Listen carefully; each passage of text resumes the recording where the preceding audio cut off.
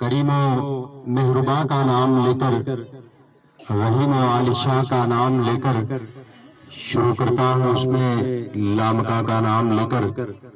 اما بعد فاعوذ باللہ من الشیطان الرجیم، بسم اللہ الرحمن الرحیم. سب سے پہلے کراکرم پبلک اسکول کے تمام محسن قوم، آپ لوگوں کا، عمائدین تھک کا، اور اس سے بھی بڑھ کر ان بچوں کا، ان مستقبل کے معماروں کا میں دلی طور پر شکریہ ادا کرتا ہوں کہ اس ٹھٹرتی سردی میں تعلیم کی اہمیت کو اجاگر کرنے کے لیے آج یہاں پر تشریف فرما ہے. یہ ہمارے کل کا مستقبل ہے. یہ گلگت بلتستان اور پاکستان کے منظر نامے کے اوپر نوشتہ دیوار ہے. بالکل لکھا جا چکا ہے کہ یہی بچے، اور یہی جو میری خاص کر اور کراکرم پبلک اسکول کو میں اسپیشلی بات دینا چاہوں گا کہ یہ وہ پرائیویٹ ادارہ ہے. میں گیٹ سے داخل ہونے کے بعد جو میرا پہلا جملہ تھا وہ یہی تھا کہ یہ بچے ابھی وہ پڑھ رہی ہیں. تو ہاں میں جب اس کا جواب آیا تو مجھے دلی طور پر بڑی خوشی ہوئی. کوئی بھی معاشرہ آپ دنیا کی تاریخ اٹھا کر دیکھ لیں، اسلام میں جو تعلیم کی اہمیت کو اجاگر کرنے کے لیے جو کہا ہے وہ یہ کہ تعلیم حاصل کرنا ہر مرد عورت کے اوپر فرض ہے. آج ہم اس پیغمبر عربی کی اس فرمان کی تکمیل کے لیے میری بہنیں جو یہاں پر بیٹھی ہیں، یہ صرف پڑھی لکھی بہنیں نہیں ہوں گی بلکہ یہ کل کو ایک خواندہ معاشرہ تشکیل دینے کی ضامن بھی ٹھہریں گی. اس لیے میں کراکرم پبلک اسکول کو خصوصی طور پر مبارکباد دینا چاہتا ہوں.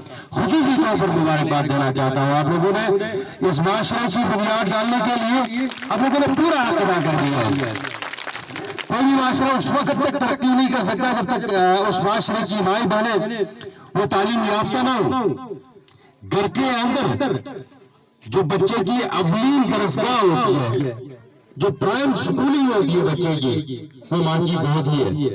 اور جب پڑھی لکھی بات گھر کے اندر ہوگی تو پورا خاندان پڑھا لکھا ہوگا، اور جب خاندان پڑھا لکھا ہوگا تو ڈیفینیٹلی پورا معاشرہ پڑھا لکھا ہوگا اور اس کا فائدہ پوری قوم کو چلا جائے گا. اور دوسرا مقصد ہمارے معاشرے کے اندر وہ کہ مجھ سے بھی پڑھے لکھے بھی بھائی نے بڑی تفصیل سے بات کی ہے تعلیم کے اوپر، اس کی اہمیت کے اوپر. اور اس حوالے سے اس کا جو پورا جو سیناریو ہے نیشنل اور انٹرنیشنل، اس کا جو اسکوپ ہے اس کے حوالے سے اس نے بات کی ہے.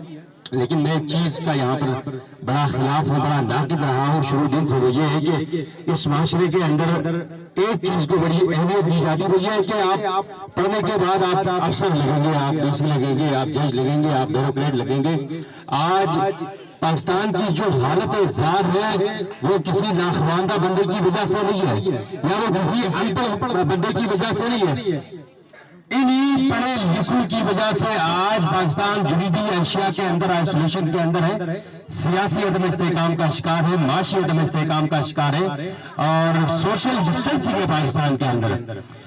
تو اساتذہ سے میری جو درخواست ہوگی، جو 10 برس میں جس چیز کا درخواست کرنا چاہوں گا وہ یہ کہ آپ ان بچوں کو اصلی تعلیم کے ساتھ ساتھ پیغمبر مصطفیٰ صلی اللہ علیہ وسلم کا اسوہ حسنہ جو حضور صلی اللہ علیہ وسلم نے زندگی گزاری ہے، ہمارے لیے رول ماڈل نیلسن منڈیلا نہیں ہے. وہ سیاسی جدوجہد کرتا ہوگا، کیا ہوگا، میں اس کا خلاف نہیں ہوں، اس کا حامی ہوں سیاسی جدوجہد کی حد تک.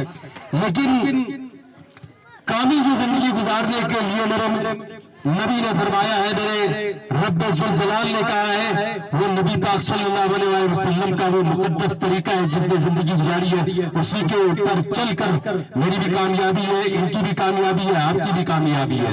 ان بچوں کا مستقبل جو ہے دین اسلام کے ساتھ سنوارئیے، ان کو اصلی تعلیم کے ساتھ ساتھ شعور اور دینی تربیت بھی ضروری ہے. کل کو معاشرے کے اندر جا کر یہ کسی کے ساتھ ناانصافی نہیں کرے. اگر کوئی جج بھرتی ہوتا ہے تو میرٹ کے اوپر کیس سنے گا، اگر کوئی بیوروکریٹ ہوتا ہے تو اپنی کرسی کے ساتھ بھی انصاف کرے گا اور کرسی کے آس پاس بسنے والے سالین کے ساتھ بھی انصاف کرے گا.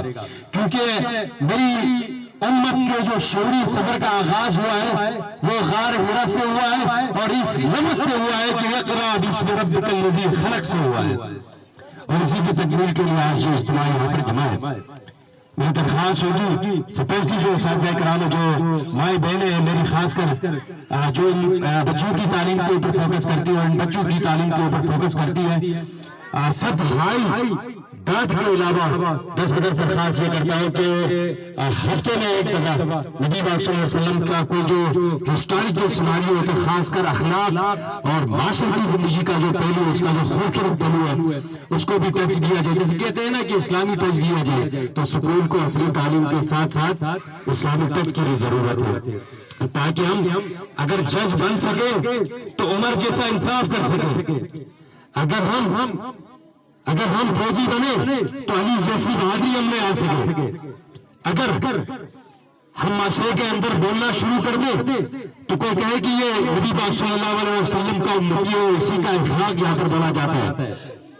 میری دلی خواہش تھی، بلکہ گفتگو بھی کافی لمبی ہوئی اور بولنے کے لیے مواد تو کافی زیادہ ہے، لیکن چونکہ میں بھی ڈسکس کر چکا ہوں احمدی صاحب سے، میں بڑی مصروفیت کے باوجود آج چونکہ طالبی ایونٹ تھا، میں نے کہا کہ تعلیمی ایونٹ میں نئی مصروفیات اپنی جگہ جاتی، لیکن اس طرح کے ایونٹس کو ہمیں مس نہیں کرنا چاہیے، جہاں پر جانا چاہیے ان بچوں کی حوصلہ افزائی کے لیے مجھے اس ایونٹ کا حصہ ہونا چاہیے۔